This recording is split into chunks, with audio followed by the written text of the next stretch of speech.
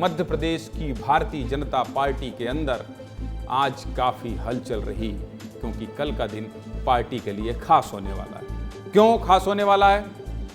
कल यानी सोमवार को मोहन सरकार का पहला विस्तार होने वाला है। विस्तार न्यूज नहीं भाई, मंत्रिमंडल का विस्तार। मंत्रिमंडल का विस्तार होने वाला है। मोहन कैबिनेट का लिस्ट फाइनल हो चुकी है। मुख्यमंत्री राज्यपाल से मुलाकात भी कराए हैं। तस्वीर देख लीजिए। कौन हो सकता है मंत्री, कौन बनेगा मंत्री, इस पर अभी सस्पेंस जारी है। देख लीजिए, आप देख लीजिए। राज्यपाल से मुलाकात कर रहे हैं। अभी की तस्वीर है। जब मैं बुलेटिन करने आया तब मुझे पता चला, मुझे बताया गया कि ये अभी की तस्वीर है। देख लीजिए, राज्यपाल से मुलाकात करने गए हैं। चर्चा हुई होगी कि कौन कल शपथ लेगा। ये सब कुछ भी विस्तार न्यूज़ में आप देख लीजिएगा, विस्तार से आपको बताएंगे। कांग्रेस से बीजेपी में आए दो चेहरे, थोड़ा इशारा तो कर ही देता हूं। रामनिवास रावत और कमलेश शाह का नाम लगभग फाइनल ही मानिए।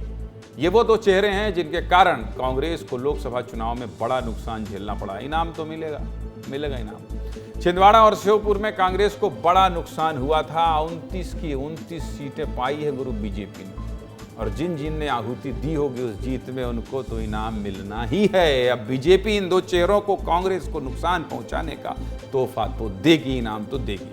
तो रावत के साथ शाह को भी जगह मिलनी लगभग तय है। अंदर खाने से खबर है बीजेपी में। देख लीजिए, जब तक कुछ हो ना जाए कोई कुछ बता नहीं सकता है। पता चले जिसका नाम ज्यादा चल गया उसको मंत्रिमंडल से बाहर कर दिया गया और बोल दिया गया कि भैया आप ज्यादा उड़ रहे थे इसलिए आपको मंत्री नहीं बनाया जाएगा। ऐसा होता है।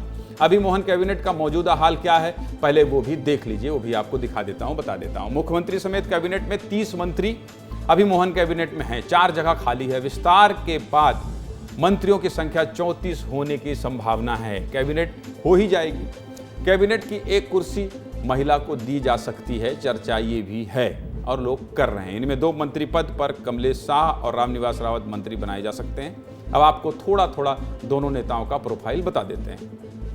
अब कल अगर मंत्रिमंडल में शामिल हो जाएंगे तो आप सोचेंगे कि कौन है, कहां से आए हैं, बीजेपी में पुराने हैं या जो लाखों में कांग्रेसी छोड़कर बीजेपी में आए उनमें से ही कोई है। तो चलिए आपको बता देते हैं कि ये दोनों कौन है। सबसे पहले रामनिवास रावत के बारे में जान लीजिए। आपको बता देता हूं, मंत्री बन जाएंगे, लोग सलाम ठोकने जाएंगे तो इनके बारे में आपको बता देता हूं। रामनिवास रावत श्योपुर की विजयपुर विधानसभा सीट से 6 बार विधायक रहे हैं। वहीं जहां बाढ़ है, समझ रहे हैं आप, जहां बाढ़ है लोग परेशान है, वहीं से विधायक हैं गुरु। मंत्री बनना है, मंत्री पद में अगर नाम है तो बाढ़ में अगर थोड़ी परेशान जनता हो रही है तो कोई बात नहीं, हो सकता है मंत्री बनने के बाद ज़्यादा व्यवस्थित कर दें, ज़्यादा सुविधा दे दें। इसलिए इस समय कहाँ घूम रहे होंगे, भोपाल में होंगे। और जो वोट देकर मंत्री बनने के लिए भेजी हो जनता कहाँ परेशान है। खैर, यही रीत है और यही चरित्र है और इसी तरह से राजनीति सियासत चलती है। आगे बढ़ते हैं। रामनिवास रावत को दिग्विजय कैबिनेट में भी जगह मिली थी, मतलब आप समझ गए ये कांग्रेस के साथ ही है। कांग्रेस के रहे, बीजेपी में आ गए हैं और अब मोहन कैबिनेट में भी शामिल होने की चर्चा है। रामनिवास रावत श्योपुर सीट से 8 बार चुनाव लड़े और 6 बार चुनाव जीते हैं। ठीक ठाक जनाधार है इनका। रामनिवास रावत लोकसभा चुनाव के दौरान 30 अप्रैल 2024 को कांग्रेस छोड़ बीजेपी में शामिल हुए थे।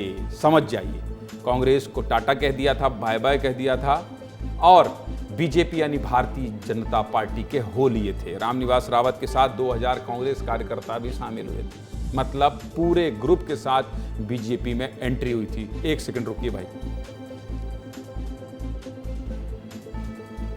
बहुत लंबा पढ़ता हूं, गला सूख जाता है। खैर, और कांग्रेस क्यों छोड़े, किससे नाराज थे, ये भी जान लीजिए। उमंग सिंगार को नेता प्रतिपक्ष बनाए जाने से नाराज थे रामनिवास रावत। कांग्रेस छोड़ दिए, अब मंत्री बनाए जाने की चर्चा भी है, लेकिन विजयपुर सीट से अब तक इस्तीफा नहीं दिया है। समझ गए आप, कांग्रेस छोड़ दी लेकिन अभी विधायकी नहीं छोड़ी। तो ये कह सकते हैं कि फिलहाल रामनिवास सबके हैं। जब तक मंत्री पद नहीं मिल जाता तब तक रावत इस्तीफा नहीं देंगे, ये तय है। ये तो बात हुई रामनिवास रावत की। अब कमलेश शाह को भी जान लीजिए। कमलेश शाह लगातार 3 बार छिंदवाड़ा के अमरवाड़ा से विधायक रहे। पत्नी माधवी शाह नगर पंचायत अध्यक्ष के पद पर रहीं। हर्रई राजघराने से ताल्लुक रखते हैं। 2023 के विधानसभा चुनाव में कांग्रेस प्रत्याशी के तौर पर जीते। 29 मार्च 2024 को बीजेपी में शामिल हुए थे और बीजेपी में शामिल हो गए थे। तो जब अब चर्चा है कि कल मंत्री भी बन सकते हैं। और सुनिए, केवल यही 2 नाम नहीं है, बल्कि कांग्रेस के बागियों के साथ बीजेपी अपने सीनियर लीडर का भी नाम आगे बढ़ा सकती है, जिसमें गोपाल भार्गव का भी नाम शामिल है। अब कल क्या होगा ये भी आपको कल बताएंगे, विस्तार से बताएंगे कि देखिए हमने कल ये बताया था और अब जो है ये मंत्री बन गए हैं।